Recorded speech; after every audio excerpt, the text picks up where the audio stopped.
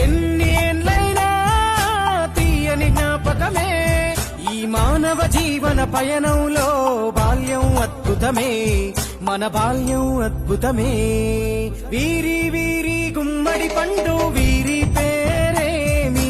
తాగుడు మూతలు దండకోర్ వీరి పేరేమి